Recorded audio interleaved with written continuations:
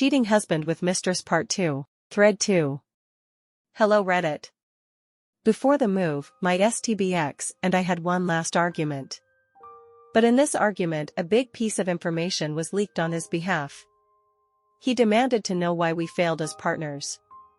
I'm not sure why he is asking me why we failed if he is the one that cheated. I gave him the same reasoning I gave him months ago when we talked about this. He said that answer was bullshit. How can my opinion or insight be bullshit?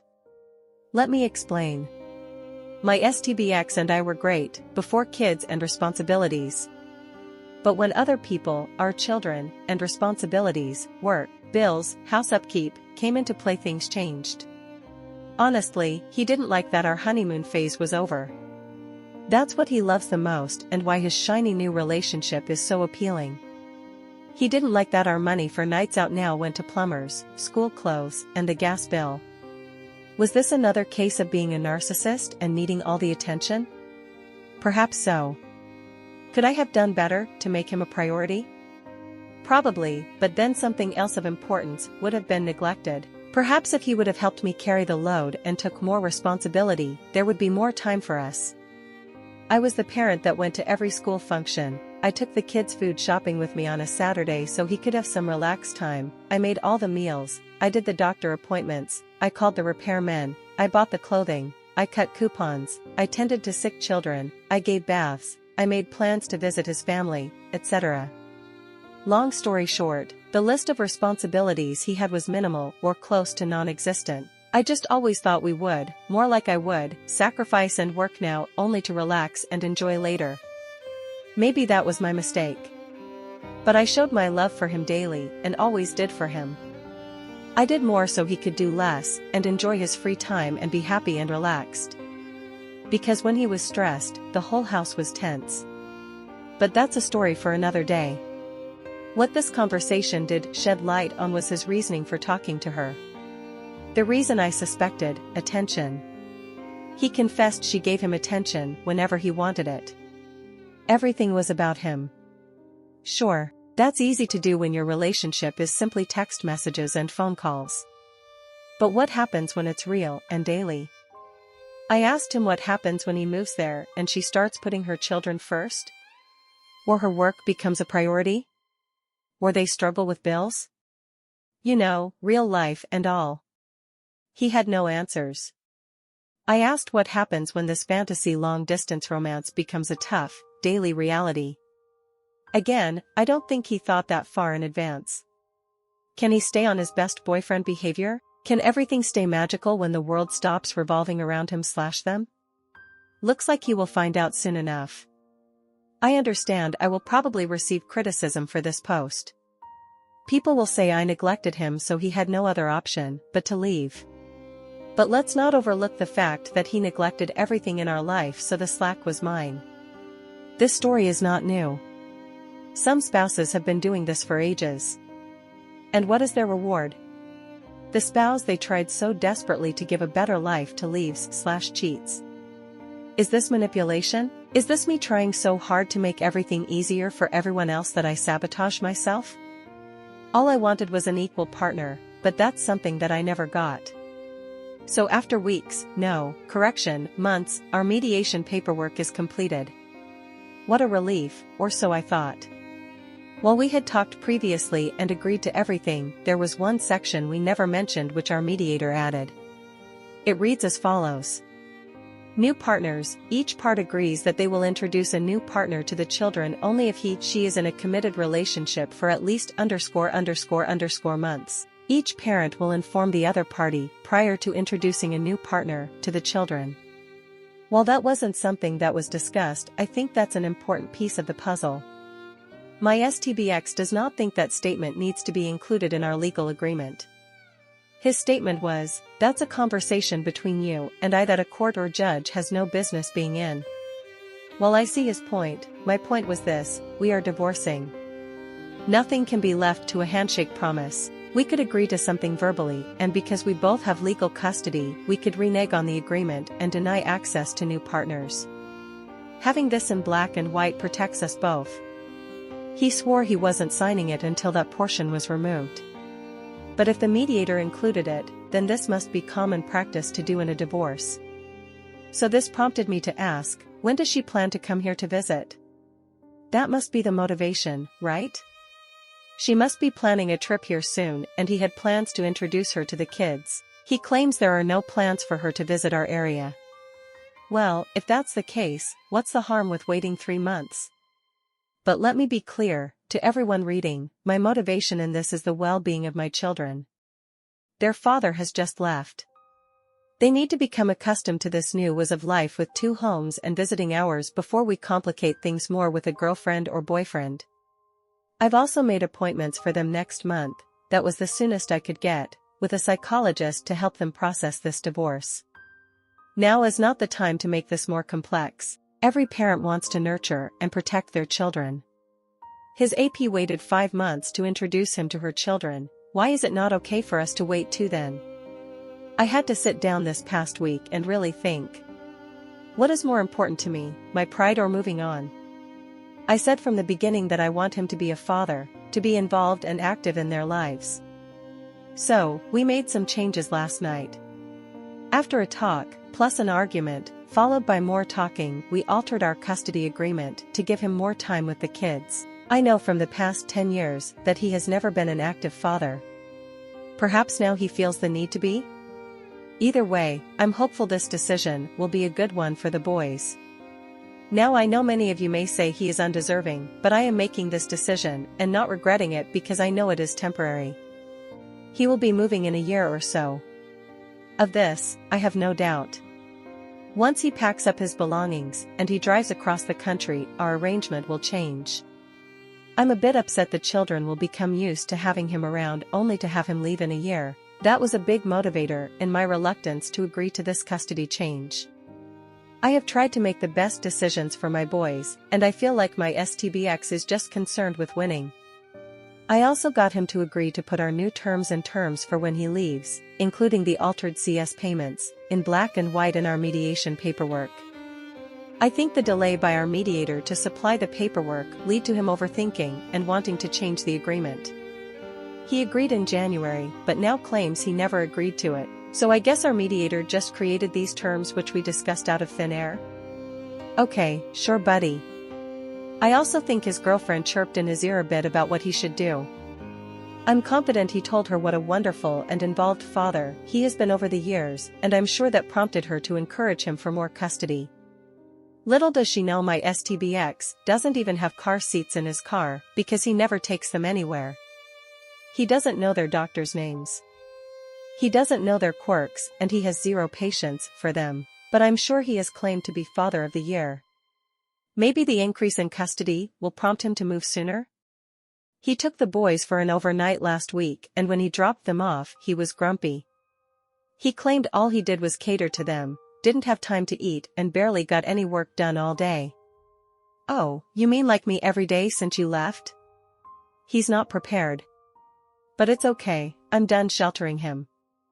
These are your kids, and now you can see what it takes to care for them and balance everyday life. Maybe now he will see why I never had the time or energy to cater to him. Last week was our final mediation meeting. My STBX claims that the mediation we had in January was not the final. I was happy that our mediator confirmed in the meeting that January's meeting was the final and his changes are in addition. Either way, it's done. Mediation completed. Now starts the actual divorce process. I told him that I'd like to start this ASAP and his response was, I know you want to rush through this but this takes time and can't be done when you want it to be done. So hold on, let me get this straight. You were the one who cheated for months and has a girlfriend, but me wanting to complete our divorce paperwork makes me the one that is rushing to end the marriage? No, sir. You have rushed to end it. Actually, you ended it.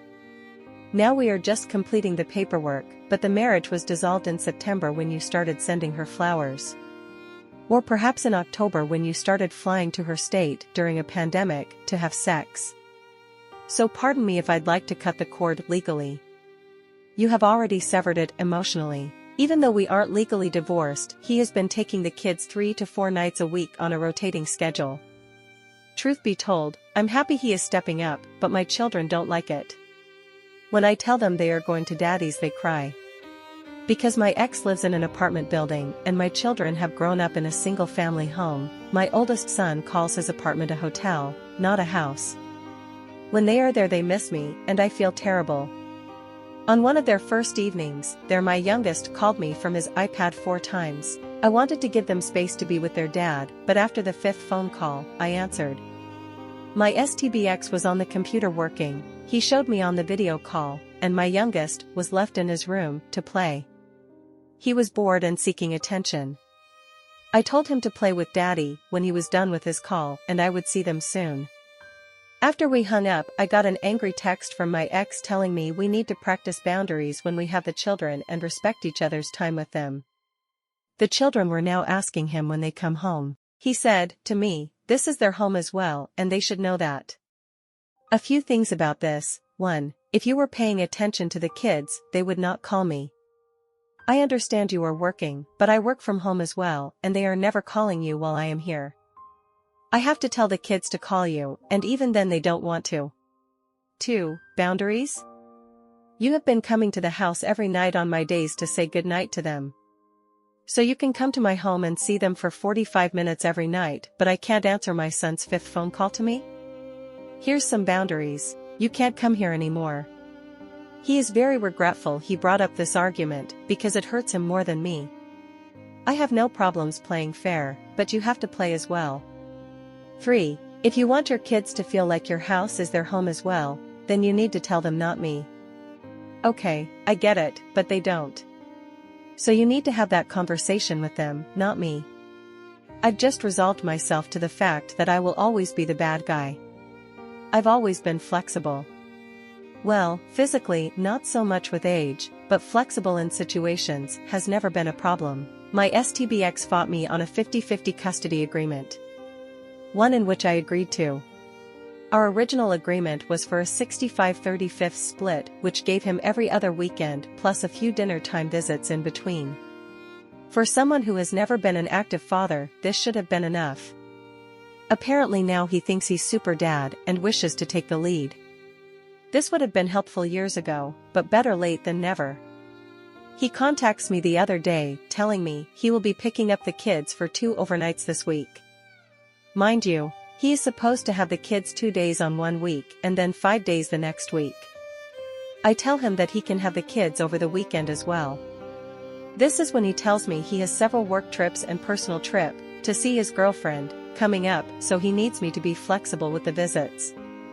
Flexible? I thought you were the I need to see my kids more dad now.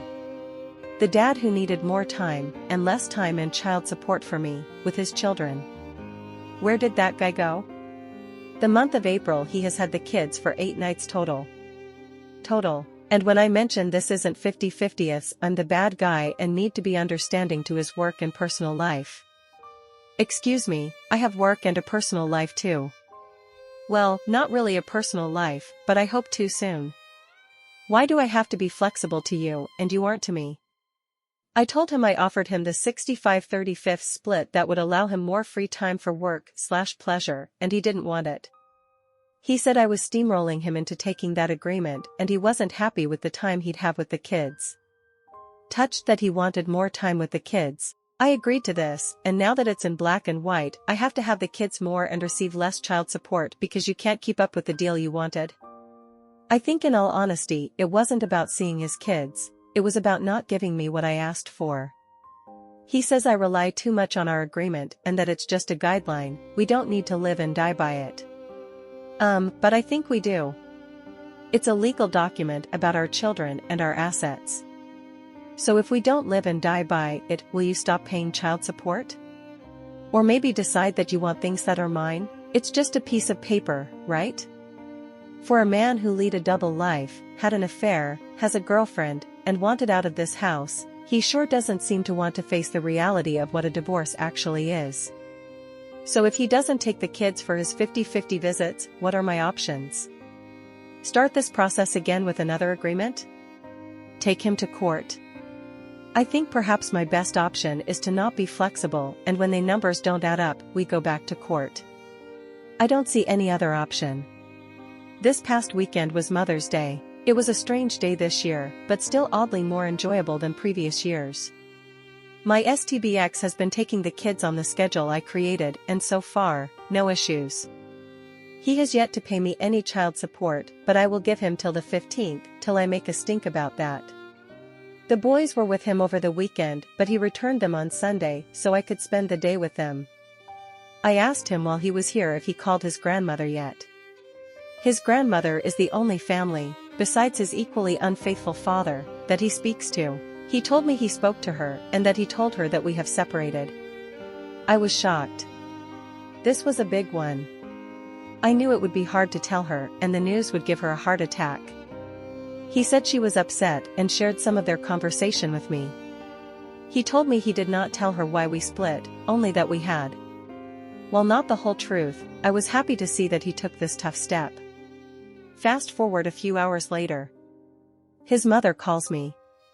Her and I have a fairly good relationship, but my STBX is holding a grudge over things from the past and refuses to speak to her. I had asked if she heard the news from her mother. She was confused. Well, it turns out it was all a lie. He never told his grandmother. The conversation he said he had was never actually had. I speak to his sister as well and find out after 13 years together, that this runaway with a girl who'll give me more attention is his MO. She told me that before me he lied to his girlfriend of 4 years that he was going to spend time with his dad, and it turns out he went away for the weekend with another girl. Now ain't that some shit? My lawyer will be serving him the divorce papers next week. When I told him for the second time that I was hiring a lawyer to do that papers and did not want us to do them ourselves, he got angry. He accused me of wanting to try something shady. No, sir. You have been shady enough for the both of us. When I reminded him that I've already brought this up to him and that I have been getting quotes from lawyers, he accused me of not being transparent. You're kidding, right? He will always be the victim, never wrong and always right. My STBX had the children this past Friday through Saturday and then again Monday through Wednesday. I went to pick them up today after work, and that's when it happened, the breakdown. My STBX started to cry. He lost it. Apparently, for the past 3 days all our children did was ask to go home. They cried and constantly asked, how long? He tried to tell them that this was their home as well, but they wouldn't hear of it. Now part of me feels badly. It must be terrible to have your children reject you. But on the flip side, he's never been the parent he is now. He takes them places, plays with them, reads to them, bathes them, etc.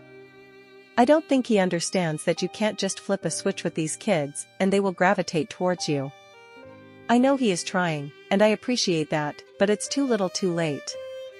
I have tried to be supportive and understand them having a father is important, but I honestly don't think they want him.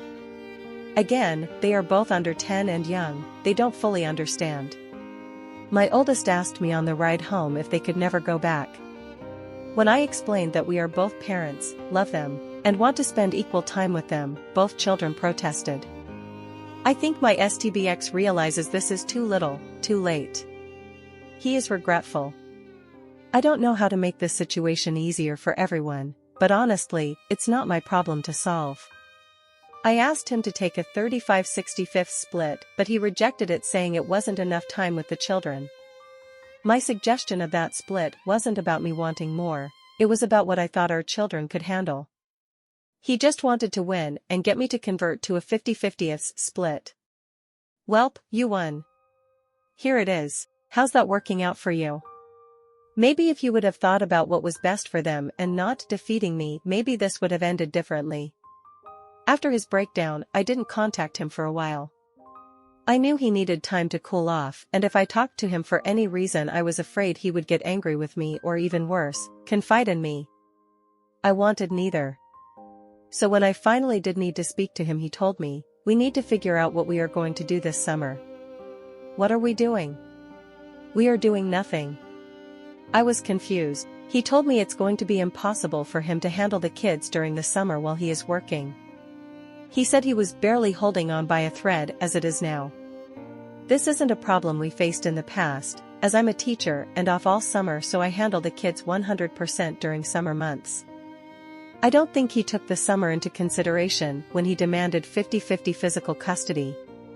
So his suggestion was to enroll the children in a camp when he has them. A camp? So you want to enroll our children in a camp from 8 to 6 on the days you have them? How is that spending time with them? So, my suggestion was, let's do the 35-65 split for July and August, and he can have the kids weekends and see them in the evening whenever he wants. He was furious.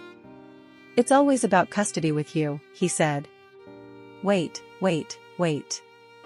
This isn't about custody. You just said you can't handle them.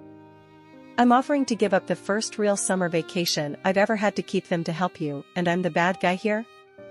Make this make sense. He claims the kids need to socialize. In the past 9 years, he has never cared if the children socialized, but now it's a big deal? This was the man who rolled his eyes and complained about having to go to a kid's birthday party for 3 hours. So I left it alone. Let him sit on the thought for a bit. A few days later, to be proactive, I sent him information about summer camps, along with price lists. It would cost between $250 to $350 a week for camp. The camps I found are only for 5 weeks, leaving most of August without childcare for him. How does this help? How is this spending time with the kids? Putting our children in an expensive weekly camp during COVID, just so you can give them dinner, bath, and put them to bed, doesn't help them or your relationship with them. My family owns a house by the beach. I will be down there most of the summer with kids. When I'm home, we have friends we can visit, and at least we have a yard at our house for the children to play in. The children will be happy, socialize with family and friends, and most importantly, be safer with me than in a camp. Lastly, I will add that he has yet to pay me child support for April and May. He moved out in March, took the kids for 8 overnights in April, it should have been 15, and has yet to give me a dime for April and May. But he can afford almost $1,300 in camp fees just to have his custody? Even more proof that his actions are not about what's best for the kids, it's just a competition with me. Again, make this make sense. I'm officially in the court system, with a docket number and everything. It's on its way to becoming official, and I am elated. My STBX does not seem that excited. This past weekend, he flew out to her state and attended a family wedding as her guest. I'm happy they are taking these steps as a couple, because if they are happy, he will move, and the farther away he is, the better. When he returned, he was now excited about the divorce, asking me when the lawyer would send him paperwork to sign and what the timeline was moving forward. He was on cloud 9 after his vacation and wished to hurry the process up. The day he was having his share of paperwork notarized was also the day I was going to pick up the children from him. When I got there, he was short with me. I could tell he was on the verge of a panic attack. He hurried us away and then texted me later explaining he in fact was in the beginning stages of a panic attack. But why? He told me he was feeling overwhelmed. Between the kids, work, managing a household, and maintaining a social life, he felt burned out. Wow. This sounds oddly familiar. This was my story for the past 10 years. The reason I didn't go on date nights as often as he liked was for this exact reason. Part of me felt bad because I know what that feeling is like, but another part of me relished the thought of his struggling and coming to the realization that that was my life and reason for his cheating. So, how should I react? After I took a second to think, I blurted, "Wow, that sucks. I'm taking the kids to the beach this weekend. See you Monday morning when you pick them up." I decided to give him the support he gave me for 10 years. If anyone knows what movie this post's title is from, then you know, you gotta do what your heart tells you to do. Sunday, it's happening. The day I've been waiting for and he has been dreading. I'm going to meet the girlfriend. I'm honestly excited. He, on the other hand, is in a panic. And I understand why. I exploded on that woman on the phone and said some terrible things. And I also understand it's going to be hard for him to hide his lies about me being insane when we are face to face.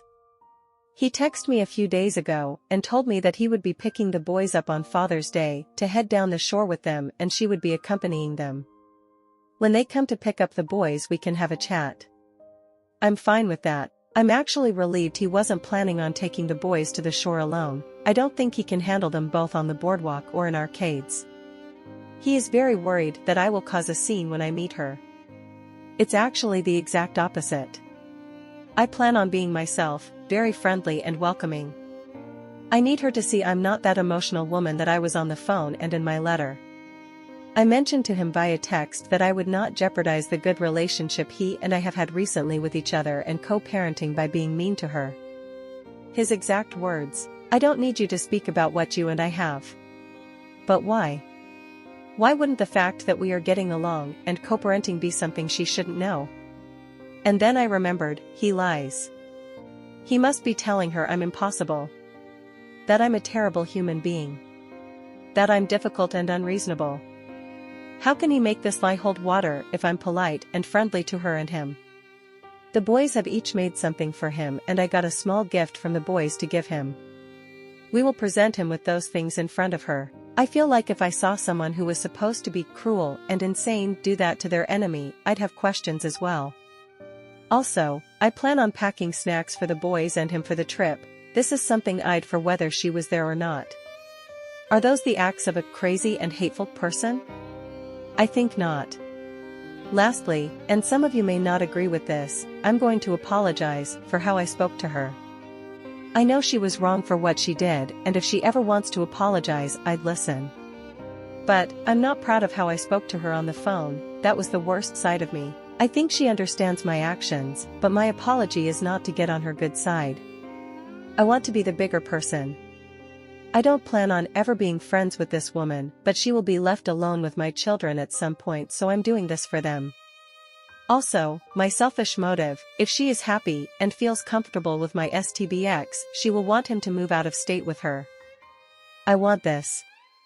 So I won't do anything to jeopardize this move. I will update you all on Sunday evening with a play-by-play of our meet. Since my last post my head has been swimming. I spent so many months envisioning this moment, and now it is here, and all the scenarios I've run in my head seem like cheesy movie scenes. None of it is plausible. I finally decided yesterday to not go into this meetup trying to prove who I am to someone, but more so just be myself and stop worry about the impression that I leave on her. She has an opinion of me that is clouded by his lies, so there is no sense trying to change her mind. So I asked myself, who am I? And then I remembered that before this whole fiasco, I was the person who killed with kindness. While that kindness was manipulated by my STBX, I was the one who was in control now. So I did what I thought was right. My children made Father's Day cards for him, and then I had them make cards for her. I had them introduce themselves and list one things they'd like to do with her. They drew pictures and colored, and all was right in the world. Kill them with kindness. I texted him last night asking what time was pick up. He was at dinner and said he would text me back when they were done. I woke up at 6:30 with no text from him. I texted him at 6:30, 7:30, 8 and finally received word back from him just before 9. Be there in an hour. Okay, now that that is settled, what do I wear? I opted for the true to myself outfit, leggings, flip-flops and a cute off-the-shoulder shirt. Very me. Hair, curly. Makeup, light but with a generous amount of mascara. It was now 9:40, so we sat and waited. The boys grew antsy. At 10:30, I get a text that his stomach is upset, so they ran a little late. Sounds like a case of nerves to me. Then at just before 11 they arrive. I assemble the boys and the gifts and we come outside. There she is. Right there. Standing on my steps. For a hot second I raged inside. I wanted to say something smart like, "You left me for this?" I looked over at him and the look of panic and tension on his face told me that by doing that I'd be the monster he has fictitiously talked about. So I went back to my motto of kindness, extended my hand, smiled warmly, and introduced myself. She was shocked. Where is this lunatic I've heard so much of? Why isn't she trying to claw out my eyes? I can only imagine what was running through her head. The boys presented their gifts to Dad and then gave her the cards. Shock took her over again. Cards that aren't death threats? How? Why? At this point, her mood went from fear to pure embarrassment. I must say it was more delicious to watch that shift than it was to potentially pull her hair out. We hustled the boys into the car, and as my STBX walked to the other side of the car to get them and I turned to her, shock and fear had returned to her face. She had difficulty making eye contact with me. I could hear my STBX heart beating from 10 feet away. I looked at her and said, I just want to apologize for how I first spoke to you. I was an emotional wreck, but I said some terrible things, and that was very unlike me. I know my actions were justified, but reflected back on that day, I'm unhappy with how I acted towards you. Hello, Shock, have you met our dear friend Guilt? A wave of guilt took over her as she bumbled through her own half-assed apology. She couldn't say the word affair, instead she said, what happened? Own it, girl, just own it. But she did end her nonsensical word vomit wishing to have a conversation with me about what transpired. I used the word transpired, most of her words were less than 2 syllables. My STBX, who had started to look relieved, now tensed at the idea of her and I having a chat. I have already promised myself I won't speak badly of him to her. Maybe I'll just give her a link to this thread instead. Haha. Now I look forward to her spending 48 hours with him and our kids. Now she can see the short temper and lack of patience he has. It is going to be very hard for him to keep up his Father of the Year act. I'm sure my children will give me a play-by-play of how their visit went. I will update you all on Wednesday when the children have returned. Thank you all again for supporting me on this journey. Today was a big day, but I'm proud of my growth. Part of that growth is from the support I've received from you all. So many thanks. On Sunday evening, I sat home alone, glass of white wine in hand, and replayed the morning over in my head. As I sipped, I let the interaction play out in my mind and tried to analyze the scenario. My interpretation was that she was stunned, he was floored, my kids were indifferent, and I was victorious. I was pleased with my behavior and felt that there wasn't much more that could be done. She would leave Monday evening and it would be some time till her and I spoke again. Then, almost as if prompted by the gods themselves, my phone pinged. Random number with a strange area code. My heart dropped. I knew it was her. I stared at my phone without opening it for a good minute. I knew that opening that text was opening a door I wasn't sure I wanted opened. Perhaps she would just be apologizing. Or maybe thanking me for earlier. Were the kids okay? Or perhaps she would have questions or concerns about him and want an ally. I knew after opening that text, no matter what it said, things would never be the same. Simple, right? Straight to the point. A message of thanks. For a split second I regretted my decision to be kind to her. I took away some of her worry and fear, and yet none of my emotions have changed. But then I remembered, I'm not in the wrong here. I don't need anyone to tell me it's okay, because I was not to blame. We spoke a bit more and by the end of the conversation I felt sorry for her. She has no idea what she is getting into with him. She thinks he is her knight in shining armor, but little does she know she will have to poly-shn maintain that armor for him.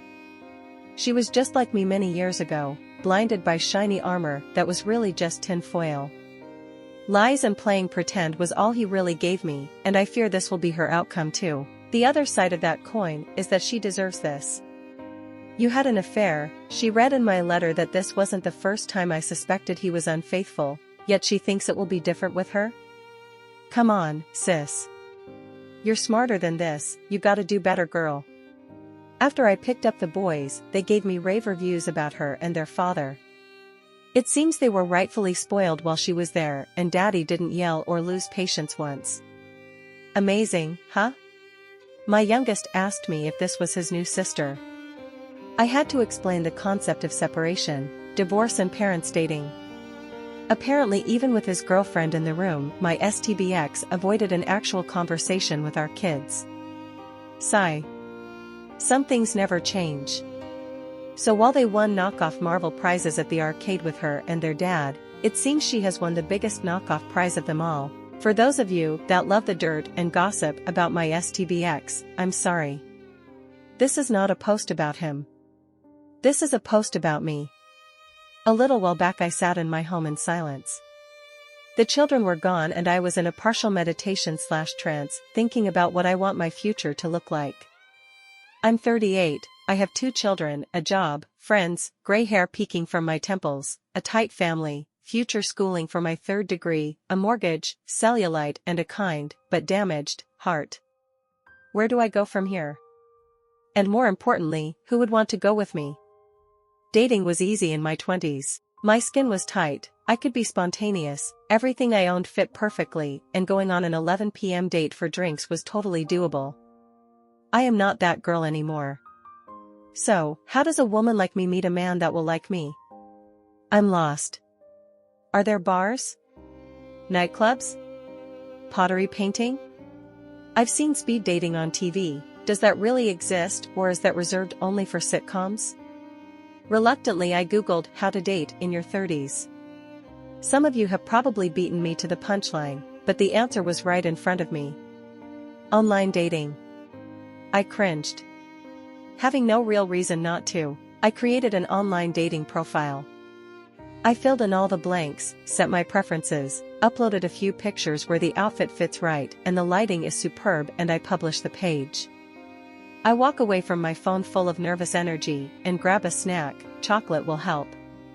After I eat out of pure anxiety, I return to my phone. I have a message from the app. I'm afraid. I ignore it out of fear and, strangely, guilt. Fear that he may be a serial killer, and guilt, because while my STBX has moved on, I feel guilty that I am still legally married and on a dating site. I do the only logical thing next, I go to bed. I lay in bed and try to remember what a first date is like. The awkward hello, is it a handshake, hug, kiss on the cheek, full open mouth sloppy kiss, the cumbersome chit-chat, this weather is crazy, read any good books lately, wow how about the Mets, and of course the uncomfortable goodbye. Ugh, I don't know how to do this, or even if I can. Do you talk about your ex? Or do you avoid it like the plague? Do you be no nonsense and get right to the good and bad of yourself to not waste time? Because honestly, who has time to casually date at this age? I tell myself to go to sleep.